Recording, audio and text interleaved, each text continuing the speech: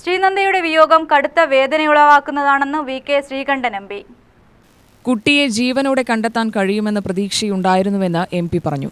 മൃതദേഹം ഉടൻ നാട്ടിലെത്തിക്കാൻ ശ്രമം നടത്തുമെന്നും ശ്രീകണ്ഠൻ അറിയിച്ചു. കടമ്പഴിപ്പുറത്ത് ടൂർ പോയ ആ സംഘത്തിലെ കാണാതായ കുട്ടിയുടെ മൃതദേഹം അവിടുത്തെ വാട്ടർഫോൾസിൻ്റെ താഴ്വാരത്ത് നിന്നും കണ്ടെത്തിയെന്നുള്ളതാണ് ഇപ്പോൾ കിട്ടിയിട്ടുള്ള വിവരം. എത്രയും പെട്ടെന്ന് പോലീസുമായിട്ട് ബന്ധപ്പെട്ട് ആഭ്യന്തര വകുപ്പുമായി ബന്ധപ്പെട്ട് അതിൻ്റെ എല്ലാ നടപടിക്രമങ്ങളും കഴിച്ച് മൃതദേഹം നാട്ടിലെത്തിക്കുക എന്നുള്ളതാണ് ഇനി ചെയ്യാനുള്ളത്. അത്യന്തം ദുഃഖകരമായ ഒരു വാർത്തയാണ്.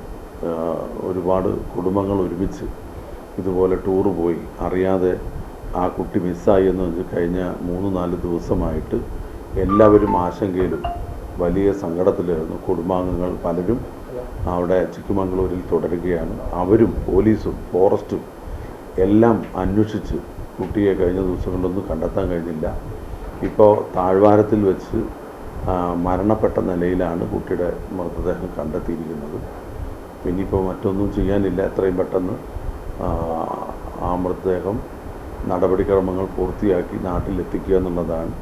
അതിന് ആഭ്യന്തര വകുപ്പുമായി ബന്ധപ്പെട്ട് എത്രയും പെട്ടെന്ന് അതിനുള്ള നടപടി സ്വീകരിക്കുന്നു.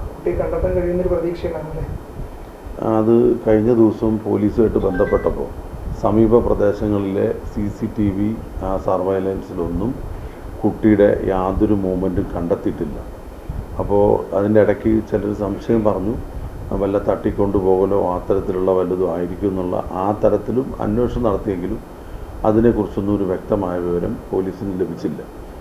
ഇന്നാണ് ഇപ്പോൾ ഈ തെരച്ചിലിനൊടുവിൽ കുട്ടിയുടെ ആ വാട്ടർഫോളിന് താഴ്വാരത്തിൽ മരിച്ച നിലയിലാണ് കുട്ടീനെ കണ്ടെത്താൻ കഴിഞ്ഞത്. എന്തായാലും അത്യന്തം ദുഃഖകരമായിട്ടുള്ളൊരു കാര്യമാണ്. ഈ ടൂറ് പോകുന്നവരും അതുപോലെ പ്രത്യേകിച്ച് കുട്ടികളെ കൊണ്ടൊക്കെ പോകുന്നവർ അതീവ ജാഗ്രതയോടെ ആയിരിക്കണം. ഇതുപോലുള്ള വെള്ളച്ചാട്ടം സമീപ പ്രദേശങ്ങളിൽ അറിയാത്ത സ്ഥലങ്ങളിലൊക്കെ പോകുമ്പോൾ ഇങ്ങനെ തുടർച്ചയായി പല രീതിയിലുള്ള അപകടങ്ങൾ നമ്മുടെ മുമ്പിലുണ്ട്. എല്ലാവരും ശ്രദ്ധിക്കാനുള്ളൊരു മുന്നറിയിപ്പ് കൂടിയായിട്ടാണ് ഇത് കാണേണ്ടത്. UTV news, Palakkad.